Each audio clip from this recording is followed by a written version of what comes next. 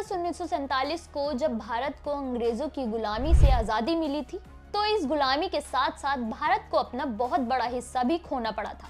पाकिस्तान नाम का देश बना, एक तरफ पंजाब के दो टुकड़े हुए और जिस हिस्से में ज्यादा मुसलमान थे वो पश्चिमी पाकिस्तान बन गया, और दूसरी तरफ था पश्चिम बंगाल, जिस तरफ मुस्लिम ज्यादा थे वो हिस्सा भारत से अलग होकर पूर्वी पाकिस्तान बन गया। लेकिन बीच में था भारत, और पाकिस्तान के लिए पूर्वी पाकिस्तान को संभालना आसान नहीं था।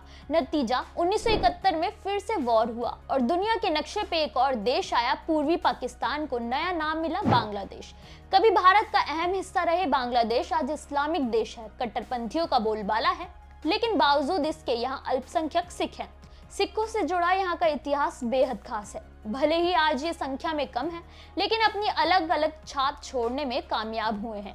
अपने इस वीडियो में हम बांग्लादेश में सिख धर्म के बारे में जानेंगे, कैसे एक इस्लामिक देश में भी सिखों ने अपनी पहचान को कायम रखा है। नमस्कार, मेरा नाम है मोहिनी और आप देख रहे हैं नेडिट पंजाब। बांग्लादेश, जिसका आधिकारिक नाम बांग्लादेश जनवादी गणराज्य है, जो कि दक्षिण एशिया का एक छोटा सा देश है। बांग्लादेश का गठन 1971 में इंडो पाक वॉर के बाद हुआ था, जब पश्चिमी पाकिस्तान से भारत ने पूर्वी पाकिस्तान को आजादी दिलाई थी और बांग्लादेश दुनिया के नक्शे में आया था। 2024 की जनगणना के मुताबिक बांग्लादेश की आबादी 17.24 करोड़ है, जो कि पूरी दुनिया का 8वां सबसे बड़ा आबादी वाला देश है। बांग्लादेश का क्षेत्रफल 1,48,460 वर्ग किलोमीटर है। बांग्लादेश एक इस्लामिक देश है, जिसकी 91.04% आबादी इस्लाम धर्म को मानती है। बांग्लादेश की राजधानी ढाका है। बांग्लादेश धीरे धीरे विकास करने वाला देश है।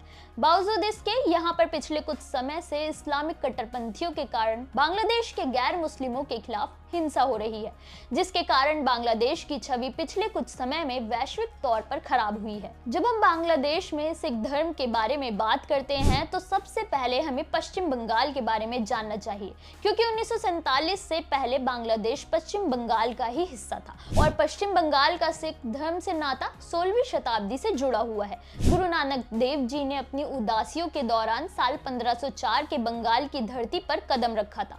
यहाँ गुरु साहिब जी की बाणियों से प्रभावित होकर पहली बार जो सिख धर्म को अपनाने वाले थे वो असल में बनिया समुदाय से आते थे, जिन्हें अग्रहरी सिख कहा जाता है, जो आज भी बंगाल, बिहार, झारखंड और बांग्लादेश के कुछ हिस्सों में रहते हैं। हालांकि भारत में सिखों के लिए रहना काफी आसान है, लेकिन बांग्लादेश में नहीं। बांग्लादेश में सिख अल्पसंख्यक समुदाय है, जो कि अमूमन ढाका, चटगांव और सिलहट जैसे शहरों में ही रहते हैं।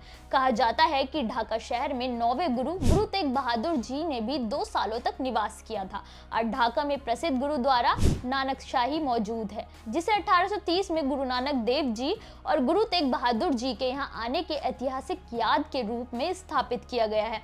इसके अलावा यहाँ कई और गुरुद्वारे मौजूद है। 1971 के युद्ध के दौरान बांग्लादेश में करीब 10,000 सिख हुआ करते थे, जिनकी संख्या समय के साथ बढ़ी है। लेकिन बांग्लादेश में सिख एक छोटा अल्पसंख्यक समुदाय है।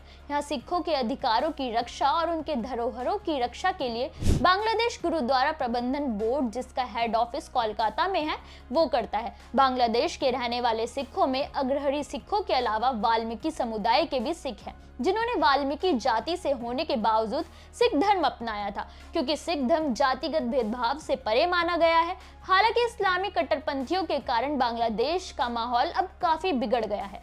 बावजूद इसके सिख धर्म बांग्लादेश में एक स्थापित धर्म है, जिसे वहां की सरकार भी पूरा सम्मान देती है।